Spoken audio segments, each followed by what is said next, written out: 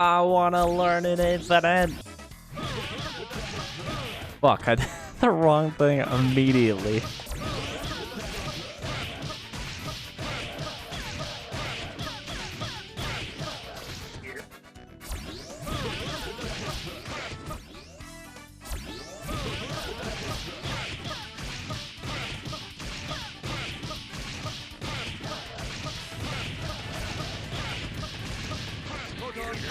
Dude, okay. Dude, this isn't even supposed to be a Marvel video. Get me the fuck out of here. It's very possible that 2XKO is going to be one of the biggest fighting games to hit the market when it releases. Let me just say, though, that it's probably going to cause me health problems.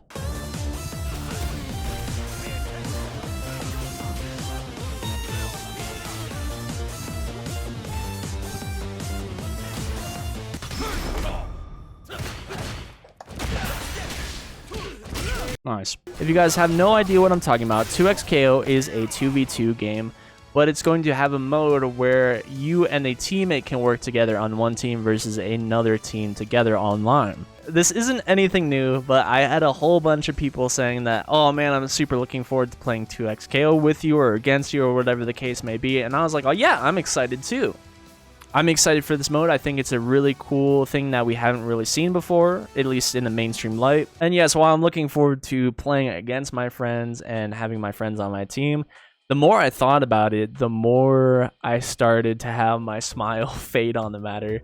Point here being, I've played a lot of fighting games, and I've gotten pretty okay at a lot of them. I've played Dragon Ball FighterZ, Street Fighter, Guilty Gear, multiple Guilty Gears, Tekken, Mortal Kombat, Killer Instinct, BlazBlue Central Fiction, Guilty Gear Accent Core, Skullgirls, Marvel. I'm not great at a lot of them. I really enjoy them, but I've spent a lot of time getting better at them. Just because you're on someone's team that is decent at fighting games doesn't mean it's going to prevent you from needing to learn the lessons that they needed to get to the level that they are. It's still going to be the same problem as League or Overwatch or Counter-Strike or whatever it may be. Just because your teammate's not getting washed doesn't mean that you're not. It just means that you feel like you're letting them down.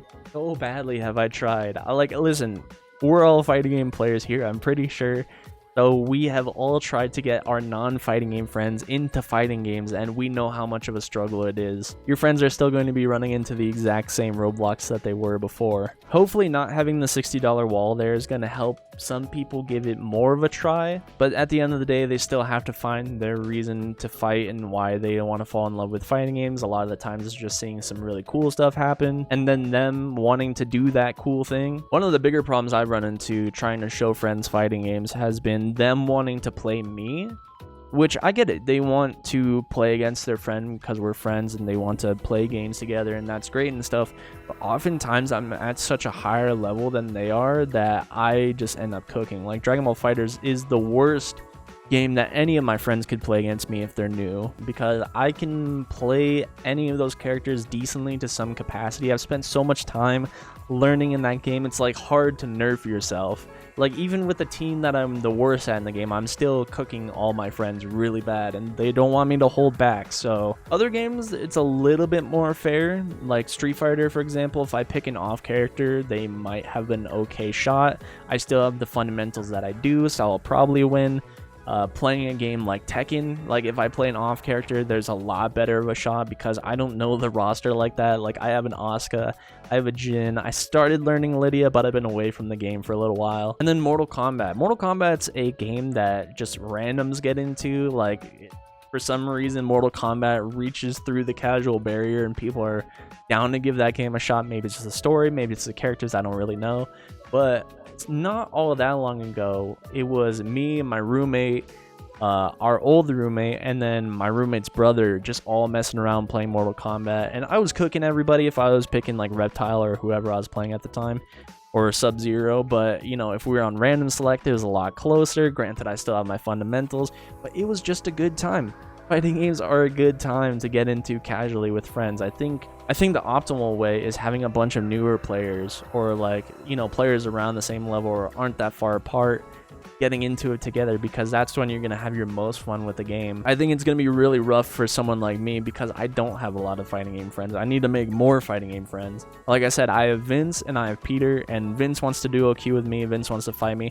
Peter only plays Street Fighter, but I'm pretty sure his fundamentals are going to be good enough where he's going to be a-okay in 2XKO after he gets through the core concepts. I just know that I'm going to have to carry a lot of non-fighting game players, and that's a-okay by me as long as they have the right mind about it, as long as they have the right mentality, and that they understand that the learning process for something like this is going to take a while. What I will say, and what I think is the whole point, is that it's going to be cool to be able to have something to do in a fighting game together that isn't just fighting each other.